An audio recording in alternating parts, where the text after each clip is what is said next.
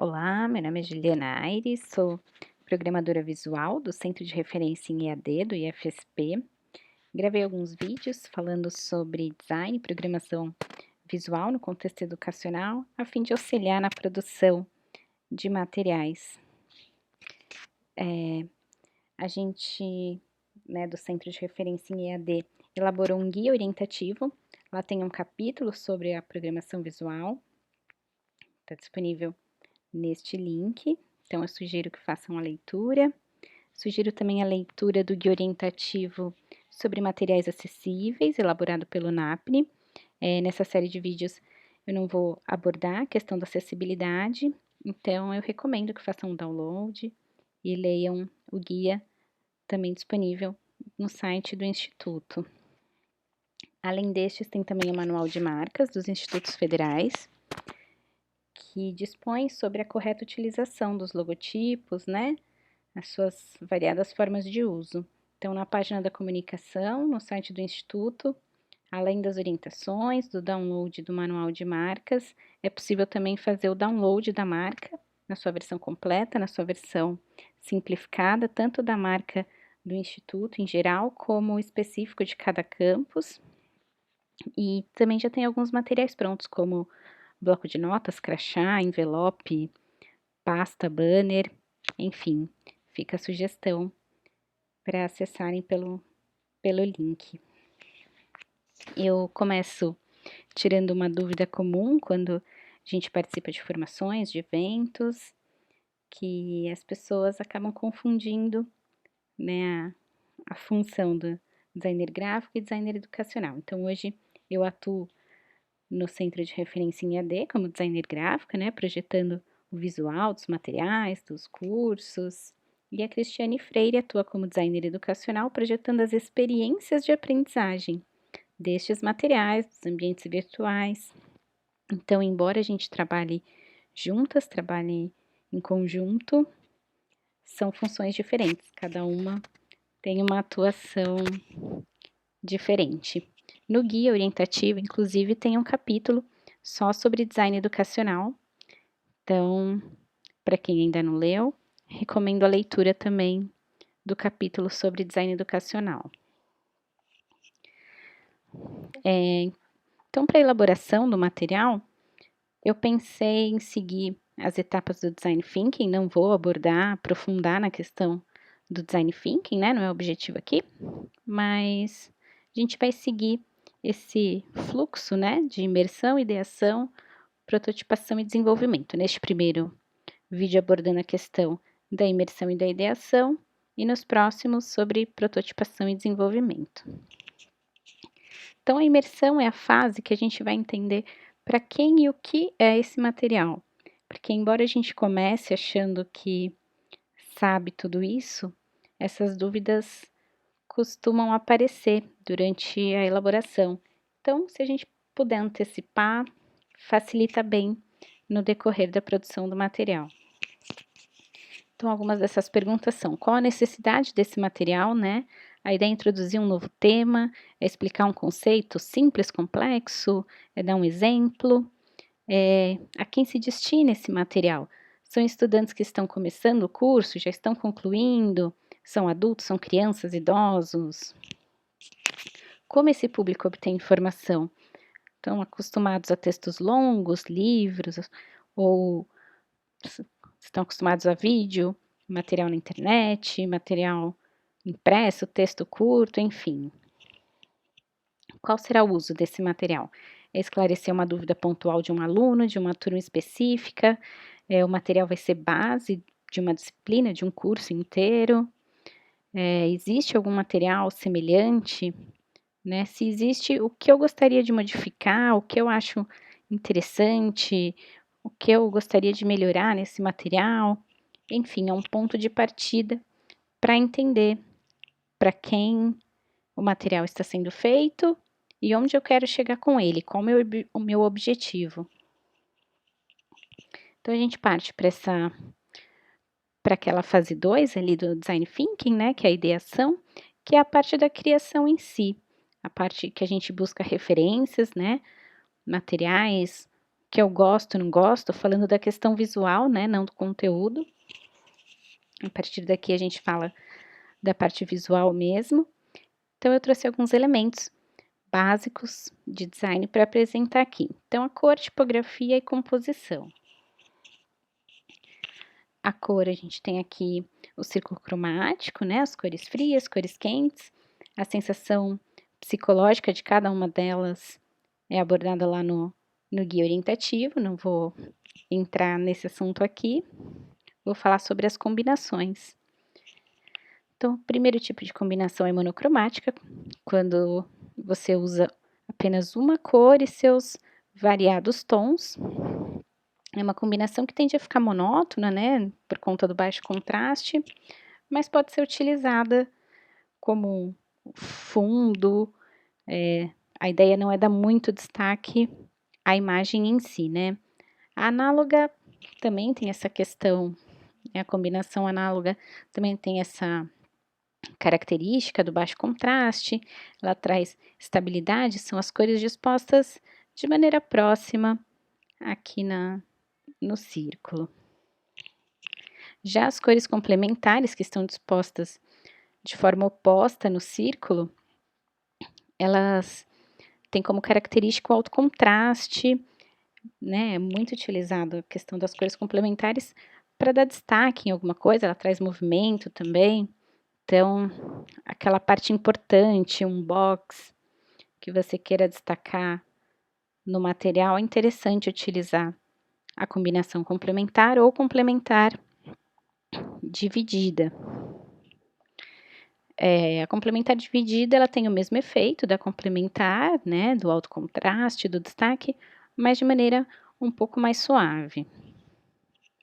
Outra combinação aqui é tríade, né, onde que as cores estão em posição equidistante no círculo, também tem alto contraste, já é bem rica em cores, né, um pouco mais difícil de compor, mas bastante interessante para quem gosta, quer trabalhar com cores. Existem outras combinações um pouco mais complexas e elaboradas, mas por hora a gente vai abordar só essas. O próximo elemento é a tipografia, né? A gente tem tipos com serifa e sem serifa. As serifas são esses traços, né? O prolongamento das hastes no final dos glifos, perdão, no final das hastes, né? Dos glifos.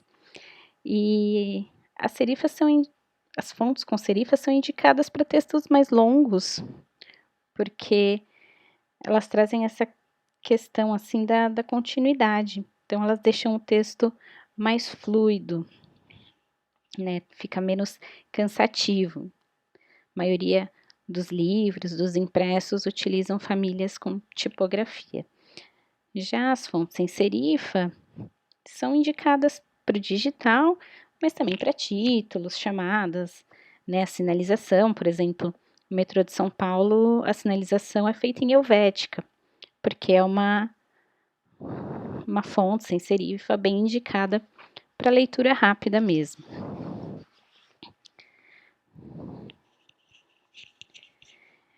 Além disso, o que diferencia as famílias tipográficas uma das outras, né, são as variações de peso, de inclinação, corpo. Então, uma família tipográfica que tenha bastante variações dá mais versatilidade para utilizar, né? Ao invés de misturar várias famílias, por exemplo, um documento em que você utiliza Verdana, Times New Roman e Arial, você pode trabalhar com a variação de peso, de inclinação, é mais interessante, fica mais agradável do que utilizar várias famílias tipográficas na mesma composição. Dentro dos estilos, com serifa e sem serifa, existem vários outros estilos, né? Mas a gente não vai abordar aqui, a gente vai abordar os outros estilos mais conhecidos, digamos assim. É bastante comum o estilo cursivo, né? Que reproduzem a escrita manual, mas tem a legibilidade baixa, complicada, então indico mais para uma questão de título mesmo, algo assim. Assim como as famílias fantasia, né, que são bem irregulares, enfim, tem características bem diversas umas das outras, normalmente funcionam somente em tamanho grande, né, a hora que você reduz, fica bem complicada a questão da legibilidade. Bom para título, para logotipo, a fonte gótica que reproduz a escrita dos monges copistas, né, da Idade Média, ou seja, antes da tipografia, elas são densas, baixa visibilidade, mesma questão das demais, indicada para título, nunca para um texto inteiro. O estilo histórico, que é inspirado na escrita greco-romana, perdão, também é irregular, de baixa legibilidade e também indicada para título, nunca para um texto inteiro.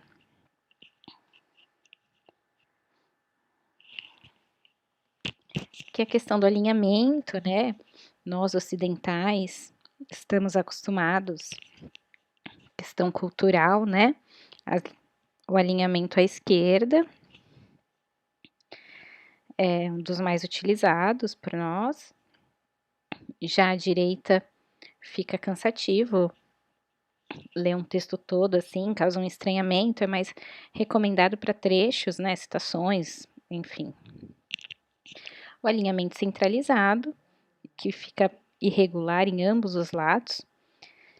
Então, para ler um texto longo com alinhamento assim, acaba ficando monótono, é mais indicado para um convite, um certificado, um título, enfim, um texto mais curto que confira alguma formalidade. E o texto justificado, bastante usado em textos longos, né? Tem o mesmo comprimento das linhas em ambos os lados, cria as margens uniformes em ambos os lados, aproveita melhor o espaço, mas tem que tomar cuidado para não criar, né, para não ficar um espaço em branco entre as letras, entre as palavras, tomar cuidado com o espaçamento, porque pode prejudicar a leitura também. Sobre composição em si, trouxe alguns elementos. A linha, né, que é um elemento direcional, ajuda a levar o olhar para onde você quer que seja direcionado, cria ênfase em algum dos elementos, proporciona sensação de movimento, né, dependendo de como ela é trabalhada, pode demonstrar encerramento, início de algo. A escala, que tem a ver com a hierarquia visual, né, quando você quer chamar atenção para algum elemento, uma ilustração, você deixa maior que o texto. É algo que também é bastante importante na composição. A cor, que a gente já falou. Questão da repetição, é importante se atentar a trabalhar, por exemplo, questão de cabeçalho, rodapé, se atentar ao tamanho, às cores, de título, porque isso dá uma unidade pro documento, né? Ajuda na orientação.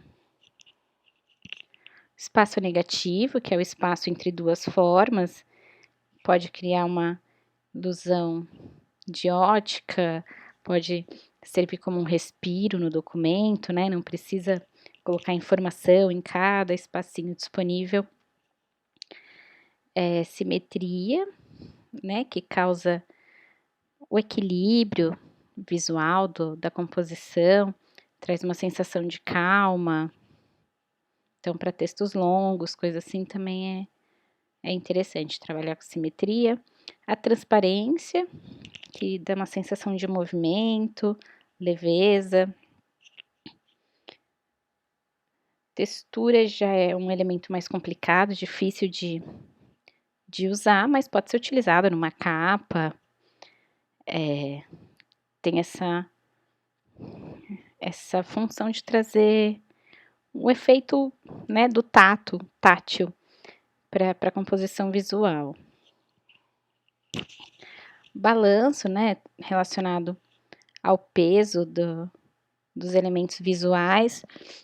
Então, ele diz sobre o equilíbrio também da composição, né, a gente já falou um pouco sobre hierarquia,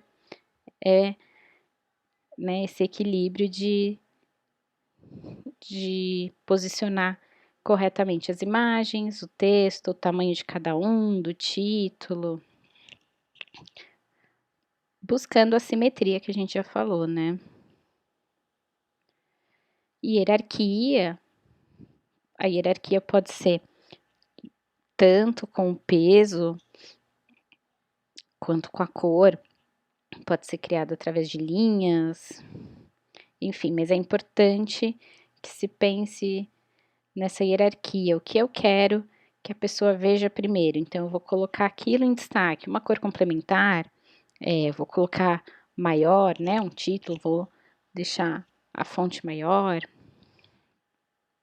Contraste, outro elemento, né, claro, escuro, grosso e fino, que dá ênfase em alguns dos elementos, faz sobressair e aplicado sempre essa questão da hierarquia. O enquadramento, né, que é utilizar uma borda na imagem ou no texto também, né, uma questão do box que eu já havia comentado. Então, ele pode tanto ser estético quanto funcional, a ideia é destacar algo ali na composição, né? O grid, que é a grade, está relacionado ao alinhamento dos elementos. Então, é importante sempre ter uma linha guia, já definir se o documento vai ser em uma, duas, três colunas, como isso vai ser trabalhado. Que é a questão acredito que aqui não seria grid, seria simetria. É um pouco mais difícil trabalhar, compor, né, com a simetria, mas por que não trabalhar a simetria? Claro, tentando buscar um equilíbrio, mesmo que assimétrico, um pouco mais complicado. A questão da direção, a gente falou de linha, né? Mas quando você quer direcionar, você quer que o observador siga um caminho, então você pode fazer isso com linha, pode fazer,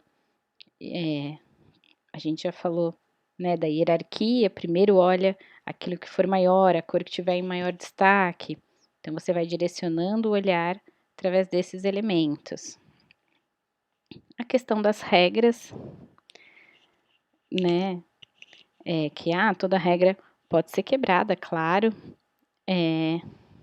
mas eu aconselho que busquem referências, busquem enxergar essas técnicas básicas que foram apresentadas aqui nos materiais que chegarem até você, que estiverem disponíveis, né, os livros que tem em casa, algum folder, qualquer coisa do tipo, não só material impresso, enfim, mas começa a tentar enxergar essas regrinhas e quando for produzir um material, copiar, mas é um copiado bem, né? Você olha a cor de um, a composição de outro, tenta reparar, olha, usou a tipografia com serifa, sem serifa, o título tá maior, tá menor, eu vou fazer assim no meu também, que aí vai entrando, vai assimilando essas regras. Bom, sobre as ferramentas, né, o que eu indico? Eu indico que trabalhe com aquelas que estiver mais familiarizado. Se está acostumado com o pacote Office, Word, PowerPoint, ok, tenta aplicar essas regras ali, não tem problema nenhum. As ferramentas do Google, se já tiver familiarizado, conhecer um pouco do Adobe, também não tem problema. Aplicar tudo isso, GIMP, Inkscape, o importante é estar familiarizado ou disposto a aprender novas ferramentas. Nos próximos vídeos, eu vou apresentar algumas ferramentas, né? O Canva, Slides Go, o Adobe Spark e o H5P. São ferramentas gratuitas que facilitam a elaboração dos materiais e ficam claras essas técnicas e esses conceitos que a gente abordou aqui. Então, nos próximos vídeos, a gente faz uma pequena demonstração das ferramentas aqui apresentadas. O Canva, Slides Go, Adobe Spark e o H5P.